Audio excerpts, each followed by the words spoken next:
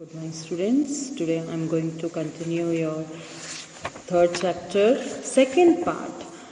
First, we have seen the first part, his first flight, about the seagull bird, how the bird has overcome his fear and had this successful, his first flight. Now I am going to take the second part of your third chapter. The name of the second part of the third chapter is The Black Aeroplane. First general introduction of this chapter. The Black Aeroplane by Frederick Forrest reflects on how one's judgment gets distorted due to the fantasizing and how it creates problem. In this chapter, the narrator is a pilot who is so eager to meet his family and have a good breakfast that he takes the wrong decision of facing the storm instead of doing the right thing miraculously. He somehow managed to escape with the help of a mysterious aeroplane.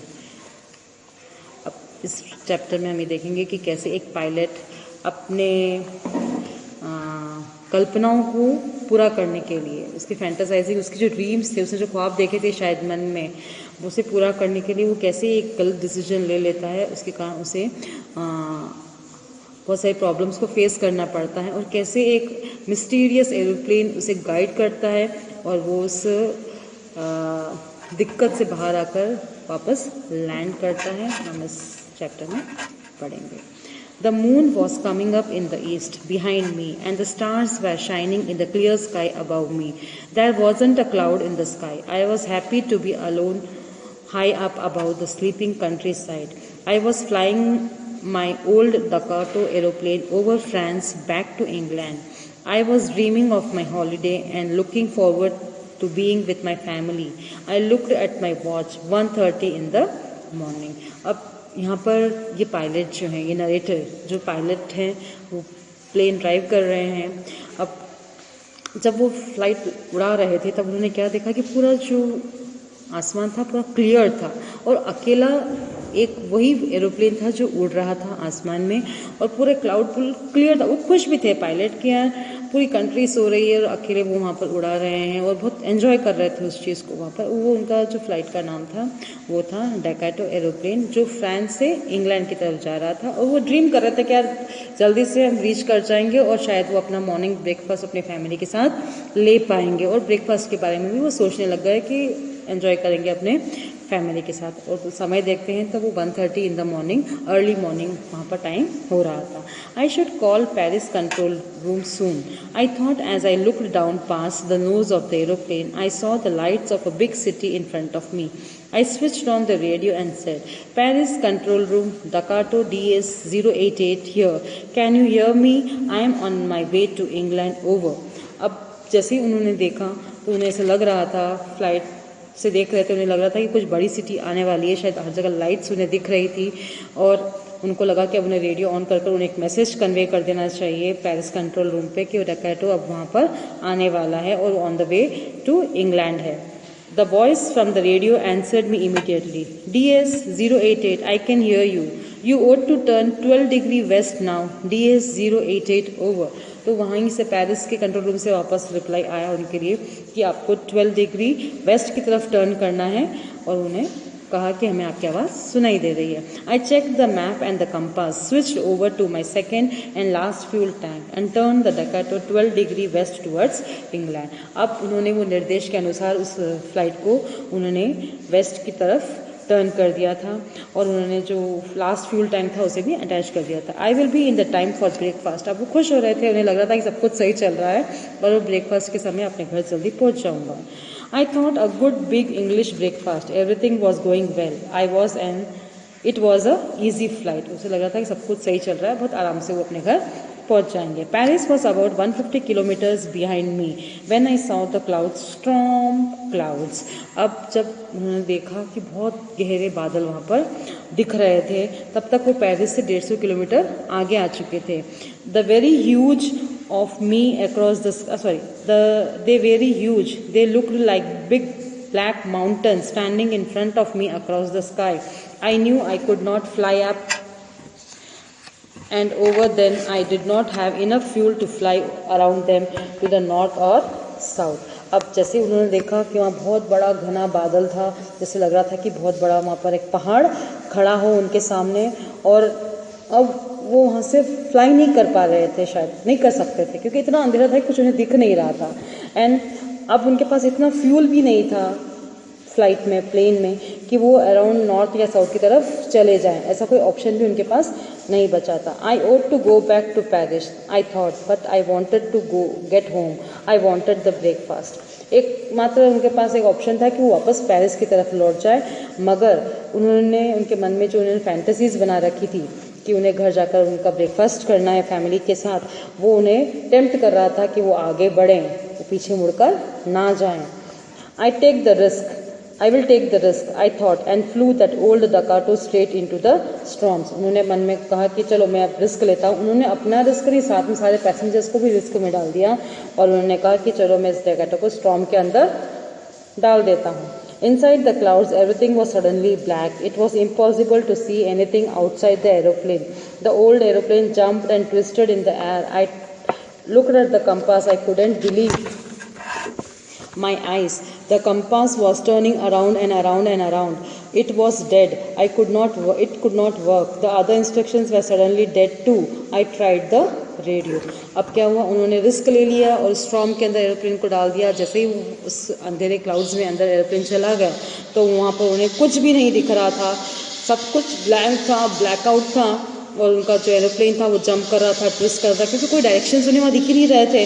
और जब वो compass की तरफ देखते हैं तो उन्होंने, उनकी आंखों पे भी उन्हें भरोसा नहीं हुआ, और वो कंपास भी रोटेट कर रहा था राउंड एंड राउंड, उसे भी कोई डायरेक्शन नहीं मिल रहा था, और सब जगह ब्लैकआउट हो चुका था। और उन्होंने रेडियो के लिए वापस वहाँ पर ट्राई किया कि कोई मैसेज वो रेडियो पे भेजें। Paris control, can you hear me? There was no answer. The radio was dead too. I was lost in the storm. Then in the black clouds quite near me, I saw another aeroplane. It had no lights on its wings, but I could see it flying next to me through the storm. I could see the pilot's face turned towards me. I was very glad to see another person. He lifted one hand and waved. अब उन्होंने Paris control room पे भी radio पे message दिए, मगर कोई वहाँ पे नहीं सुन रहा था, और कोई भी आंसर उन्हें वहाँ नहीं आया। और I had no radio, no compass, I could not see where I was lost in the storm. वो लॉस्ट हो चुके थे उस स्टॉर्म में। मगर एकदम से क्या हुआ, एक ब्लैक क्लाउड्स के पास उन्हें क्या दिखा, एक और एरोप्लेन दिखा, और वहाँ पर उस एरोप्लेन में कोई लाइट नहीं थी, कोई विंग्स नहीं, और लाइट्स उन विंग्स पे नहीं थी, बट वो फिर भी उस एरोप्लेन को देख पा रहे थे उस स्टॉर्म में, और उनको वहाँ पर पायलट का फेस भी दिख रहा था। एक ही मिरेकल ही है यहाँ पे कि उस क्लाउड में उन्हें कुछ नहीं दिख रहा है, सिर्फ पास में एक और एरोप्लेन उन्हें दिख रही है, उसमें एक पायलट का फेस भी उन्हें वहाँ पर दिख रहा था, और व्यक्ति उसे वहाँ से हाई वेव कर रहा था, वो भी उन्हें वहाँ पर दिख रहा था। Follow me, he was saying, follow me. अब वहाँ पर जो अदर पायलट था उस प्लेन में, वो कह रहा था मुझे फॉलो करो। He knows that I am lost, I thought he is trying to help me. उन्हें ऐसा लगा कि शायद उन्हें पता है कि मैं लॉस्ट हो चुका, इसलिए वो मुझे हेल्प कर रहे हैं कि आप मेरे को फॉलो करो। He turned his aeroplane slowly to the north in the front of my Dakota so that it would be easier for me to follow him. I was very happy to go behind the strange aeroplane like an obedient child. अब वो बहुत खुश हो गए थे, उन्हें लग रहा था कि शायद कोई हेल्पर उनके लिए आया है, और उसके हिसाब से वो भी उनके आगे नॉर्थ में थोड़ा आगे आ गया ताकि वो उन्हें फॉलो कर सके। तो उन्हें भी ऐसा लग रहा था कि जैसे कि वो एक ओबीडियंट चाइल्ड की तरह उनके इंस्ट्रक्शंस फॉलो कर रहे थे। After half an hour the strange black aeroplane was still there in front of me in the clouds. अब आधे घंटे तक वो ब्लैक एरोप्लेन उनके आगे ही था। Now there was only enough fuel in the old Ducato last tank to fly for 5 or 10 minutes more. अब सिर्फ उस Ducato पे सिर्फ 5 या 10 मिनट की उड़ान भरने जितना ही फ्यूल बचा था. I was starting to feel frightened again. उनके मन में और डर लगने लगा. But then he started to go down and I followed through the storm. अब उतने में वो सामने वाला जो एरोप्लेन था वो नीचे उतरने लगा, तो ये इन्होंने भी अपना प्लेन नीचे उड़ा लिया. Suddenly I came out of the clouds and saw 2 strong straight lines of lights in front of me. और जैसे ही वहाँ जब वो नीचे लैंड करने लगे तो उन्हें एक लाइट, बहुत सारी लाइट्स दिखी, क्लाउड्स हट गए थे और वहाँ पर 2 स्ट्रेट लाइंस और लाइट्स वहाँ पर दिख रही थी, मतलब लैंडिंग वहाँ पर उन्हें दिख रही थी. It was a runway and airport. I was safe. अब उन्हें क्या दिखा, वहाँ पर रनवे था जहाँ हम एरोप्लेन लैंड करते हैं, तो उन्हें वो रनवे दिख गया था और उन्हें एहसास हो गया था कि अब वो सेफ है. I turn to look for my friend in the black aeroplane but the sky was empty, there was nothing there. The black aeroplane has gone, I could not see it anywhere.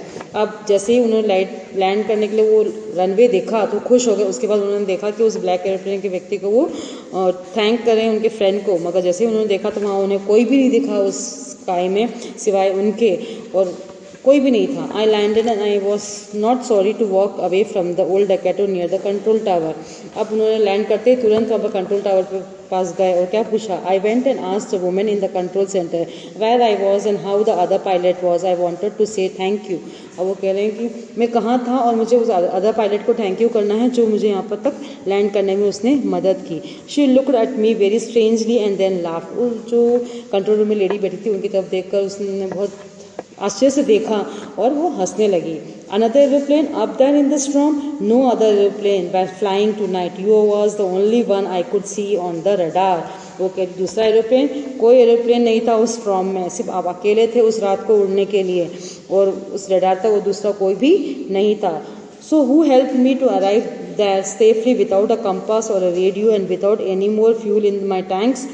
Who was the pilot on the strange black aeroplane flying in the storm without lights? अब ये बात उनको चिंता में मतलब सोचने में विवश करने लगे कि अब वो कौन था जो मुझे वहाँ पर हेल्प कर रहा था ड्राइव करने के लिए सेफली. ना मेरे पास वहाँ पर उस समय कंपास चल रहा था, ना कोई रेडियो मैसेज आ रहे थे, कुछ भी नहीं आ रहा था, ना ही मेरे टैंक में इतना फ्यूल था, मगर वो स्ट्रेंज पायलट कौन था जो मुझे इन सब चीज़ों में हेल्प कर रहा था. उस स्ट्रेंज ब्लैक एरोप्लेन कौन सी थी जिसमें वो पायलट बैठा हुआ था और उस फ्लाइंग वो स्टॉर्म में वो मेरे साथ उड़ रहा था, वो बिना किसी लाइट के. वो बिल्कुल सोचने लग गए कि ऐसा कैसे हो सकता है.